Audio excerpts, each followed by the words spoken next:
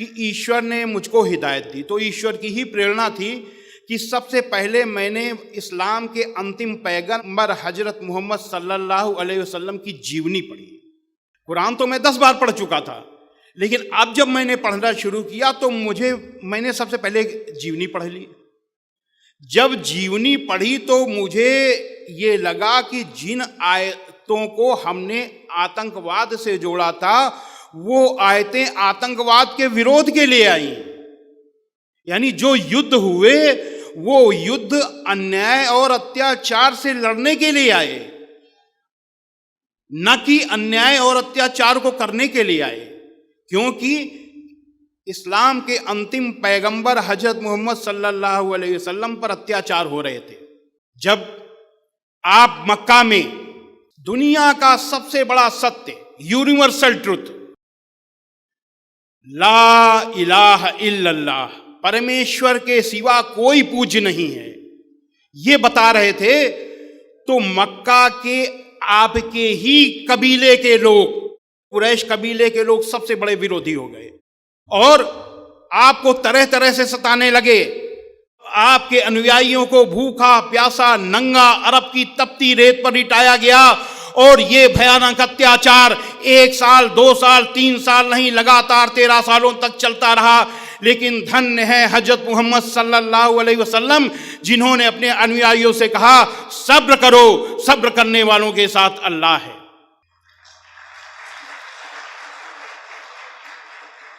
जो साधु प्रवृत्ति के लोग होते हैं, जो नबी पैगंबर ईश्वर के दूत होते हैं, वो कभी भी बुराइयों से परास्त नहीं होते, बुराइयों से हारते नहीं हैं। समय को अनुकूल देखकर कुछ समय के लिए बुराई से दूर हो जाते हैं और जब समय अनुकूल होता है तो फिर उस बुराई को समाप्त करते हैं। तब जब हजरत मोहम्मद सल्लल्लाहु अलैहि वसल्लम ने देखा कि मक्का में अभी समय अनुकूल नहीं है, तो आप मक्का से मदीना चले गए। लेकिन शैतान तो शैतान, आपका पीछा वहां भी शैतानों ने नहीं छोड़ा। आपने एक संधि की, समझौता किया, और समझौता अपनी शर्त पर नहीं उनकी शर्त पर किया। जितनी उन्होंने शर्तें ला दी, सारी की सारी शर्तें मान ली, इसलिए मान ली कि शांति स्थापित हो जाए। 13 साल तक लगातार अत्याचार अन्याय सहने के बाद किसके लिए सहा? केवल इस बात के लिए कि ईश्वर के सिवा कोई पूज्य नहीं है। केवल इस वाक के लिए आपने 13 साल अत्याचार आपके अनुयायियों ने सहा। तो जब मदीना चले गए तो मदीना में भी जब शुरू हुआ वही षड्यंत्र, तो समझौता किया, उनकी शर्तों पर समझौता किया। समझौता करने के बाद भी उन्होंने समझौता तोड़ दिया और फिर लड़ाई की तैयारी, फिर वही षड्यंत्र शुरू हो गए। तब कुरान मजीद में अल्लाह का, ईश्वर का आदेश आया हजरत मोहम्मद सल्लल्लाहु अलैहि वसल्लम पर। कुरान मजीद के सूरा 22 आयत नंबर 39 में जिन मुसलमानों से खामखा लड़ाई की जाती है उनको इजाजत है कि वे भी लड़ें, क्योंकि उनके साथ जुल्म हो रहा है। जब सारे रास्ते बंद हो गए, यही तो हुआ था महाभारत में, जब कौरवों ने पांडवों पर अन्याय किया। पांडव कौरवों के पिता धृतराष्ट्र जो कि राजा थे उनके पास गए और कहा ये हमारे साथ अन्याय हुआ है। तो उनको अपने बच्चे का मोह था, धृतराष्ट्र को। उन्होंने सोचा मेरा बच्चा है, मैं इनकी बात क्यों सुनूं। उन्होंने कहा आप लोग जानो, दुर्योधन जाने। कहे नहीं, आप अगर चाहिए तो, आप अगर राजा हैं, अगर आप निर्णय दे देंगे तो ये लड़ाई बच जाएगी। नहीं नहीं नहीं, आप दुर्योधन से बात करो, उन्हीं से बात करो। वो लोग चले आए। श्री कृष्ण जी ने कहा कि चलो एक बार हम लोग दुर्योधन के पास भी चलते हैं। दुर्योधन कौरवों के सबसे बड़े भाई थे और राज्य के उत्तराधिकारी थे, शहजादे थे। तो जब उनके पास गए, श्री कृष्ण जी ने कहा कि देखिए ये 5 पांडव हैं और इनको दाल रोटी के लिए 5 गांव दे दीजिए, और हम लोग युद्ध नहीं चाहते, आपने सारा राज्य ले लीजिए, केवल 5 गांव दे दीजिए। तो दुर्योधन ने कहा सुई की नोक के बराबर भी अगर आपको जमीन चाहिए तो युद्ध करना पड़ेगा, जंग लड़नी पड़ेगी।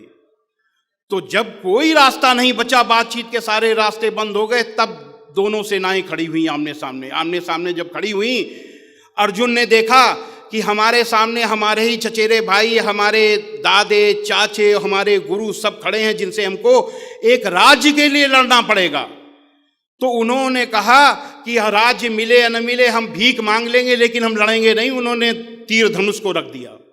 जब उन्होंने रख दिया तो ईश्वर का आदेश आया, जैसे कि मक्का में हजरत मोहम्मद सल्लल्लाहु अलैहि वसल्लम के ऊपर आया था, यदृच्छया चोपन्नम स्वर्ग द्वारम पावृतम सुखना क्षत्रिया पात लभंते युद्ध मीदृशम।